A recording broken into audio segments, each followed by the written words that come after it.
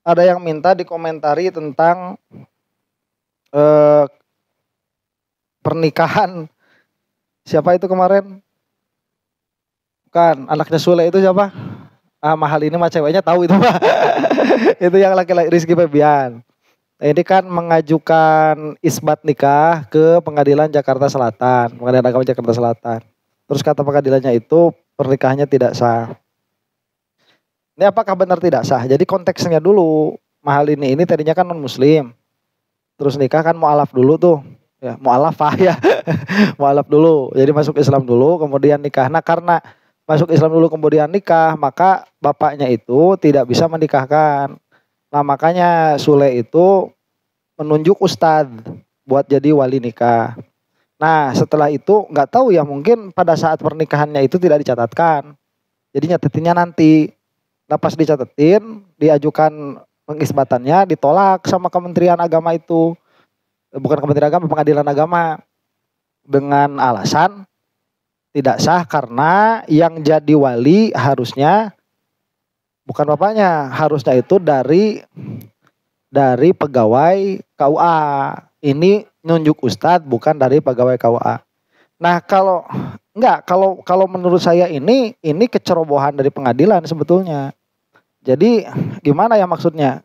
Mau saya bilang tolol ya masa gitu ya?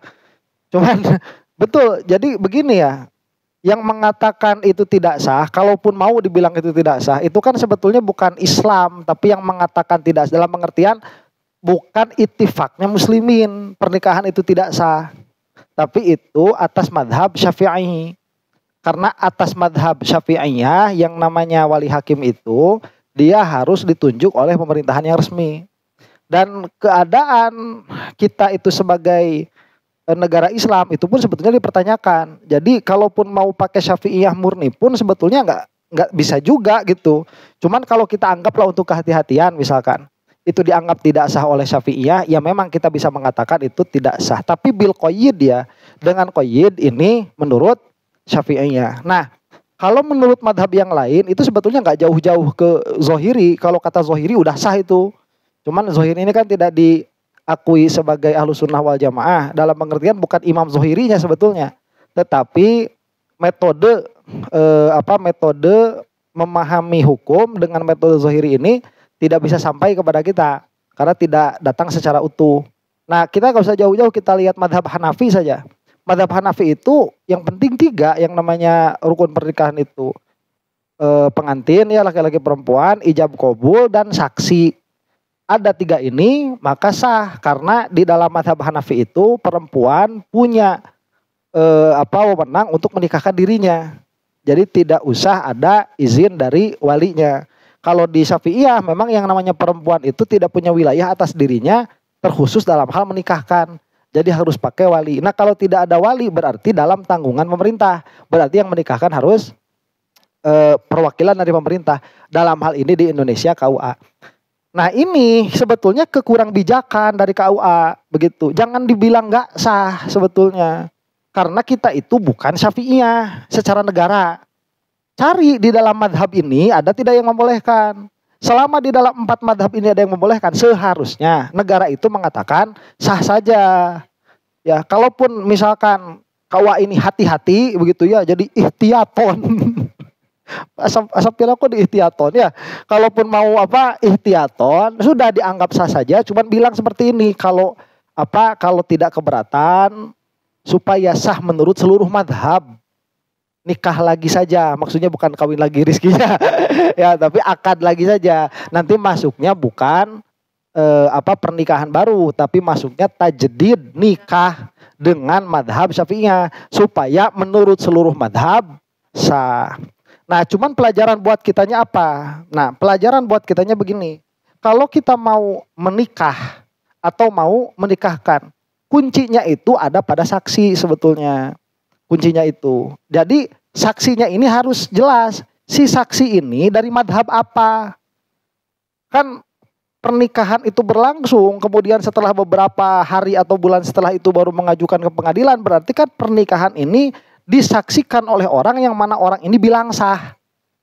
Itu kan udah ijab kabul kan? Udah ijab kabul, sah tidak? Sah kan begitu. Bagaimana saksi? Sah. Sah. Yang bilang sah ini harusnya mereka itu orang-orang yang paham fikih.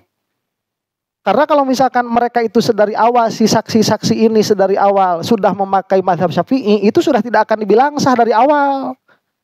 Ya, kamu kalau mau cari saksi, cari orang pesantrenan. Jadi jangan gengsi, saksi kok bawa pejabat. Jangan, pejabat mana ngerti hukum pernikahan. Akhirnya pejabat asal sah saja, pas mau diajuin bermasalah begitu. Ya, jadi masalahnya sebetulnya itu ada dua. Dalam hal ini si pengadilannya itu, pengadilan agamanya ini tidak bijak. Ya udah tahu ini public figure. Kalau menurut saya merasa dilangkahi begitu, harusnya kan dari pegawai KUA. Cuman sebetulnya tidak seperti itu, nanti kita bahas ya. Nah, apa yang seharusnya itu kuncinya di saksi. Jadi milih saksi itu harus jelas si saksi ini madhabnya apa. Dia mau mengatakan pernikahan ini sah atau tidak sesuai dengan madhab apa. Kalau dia dari awal mau pakai madhab Hanafi, ya sudah berarti sah.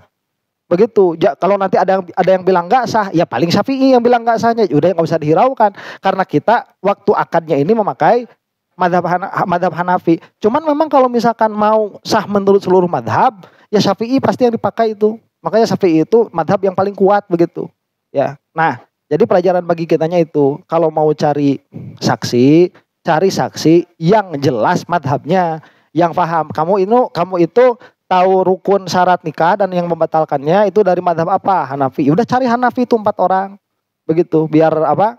Biar pernikahan ini sah menurut satu madhab. Minimalnya begitu. Bagusnya sah menurut seluruh madhab. Bisa ya nikahnya Syafi'iyah itu udah sah menurut seluruh madhab. Kalau sah menurut Hanafi, kata Syafi'i nggak sah. Apalagi kata Zohiri. Kalau kata Zohiri itu kata Syafi'i nggak sah begitu. Ya, kata Hanafi juga bisa jadi tidak sah. Nah, apa tadi di Indonesia itu dia waktu saya belajar bab pernikahan itu ada yang namanya dualisme hukum pernikahan. Jadi kan di kita mah ada bahasa seperti ini ya.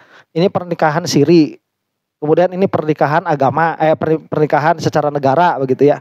Nah, kalau kita nih sebagai mahasiswa hukum pernikahan, kalau ditanya tentang apakah nikah ini sah atau tidak, itu ada tuntutan untuk menjawab dengan jawaban negara. Jangan menjawab dengan jawaban agama. Jadi jangan gini, ini sah atau enggak? Ya kalau menurut agama ini sah. Tapi kalau menurut negara ini tidak sah. Enggak boleh bilang kayak gitu. Kalau ini tidak sah menurut negara, bilang tidak sah. Begitu. Jadi ada tuntutan seperti itu memang. Di kuliahan-kuliahan. Biar tidak ada dualisme di dalam pernikahan. Padahal pada aslinya ya nggak seperti itu juga. Kalau pada aslinya yang namanya pernikahan ini tidak sah, nanti bisa mengakibatkan kepada apa? Kepada fasad nikah. Fasad nikah ini bisa mengakibatkan kepada wati subhat atau zina. Bisa dua tuh. Ini nanti kalau misalkan Rizky sama Mahal ini dihukumi nggak sah, kemudian terjadi pembuahan pada saat akad tidak sah itu, ini kan anaknya jadi waladu zina. Kalau waladu zina kan nanti nggak dapat waris dari bapaknya.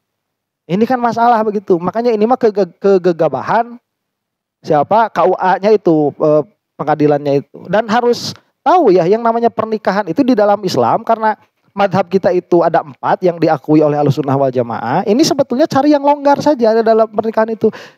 Kalau misalkan sudah terjadi, apalagi sudah terjadi. Kalau belum terjadi ya kita cari yang paling ihtiyat. Cuman kalau sudah terjadi, kita ambil saja yang paling ringan. Ya, tinggal menyenderkan saja kepada yang mengatakan sah itu. Kenapa? Ini lihat, yang namanya pernikahan, ini kalau misalkan dia itu nikah dalam keadaan tidak muslim, jadi ini kafir begitu ya. Nasrani nikah nih. Kemudian dua-duanya masuk Islam, itu tidak ada tuntutan harus mengulang nikah. Jadi pernikahan sebelumnya dianggap sah, padahal itu menurut salah satu madhab gak ada yang sah itu. Pernikahan Kristen itu ya gimana, gak ada wali, gak ada saksi ya kan. Kemudian tidak ada ijab kabul, gimana mau dikatakan sah itu? Orang masuk gereja kemudian berjanji sehidup semati, kemudian berciuman, sudah. Tapi nanti kalau misalkan ini sepaket masuk Islam, itu gak usah ijab kabul lagi, dan anaknya pun tidak dianggap anak hasil zina. Makanya pernikahan itu sudah ambil yang ringan tatkala itu sudah terjadi. Kalau itu belum terjadi, ambillah yang paling hati-hati, yang paling ihtiyat. Itu pertama ya, tentang Rizky Febian. Soalnya ada yang minta, ya kalau kayak gini saya nggak mau bahas juga sebetulnya. Karena kalau semua kejadian dibahas, ya atuh kita tuh ya gimana tuh jadi pengamat.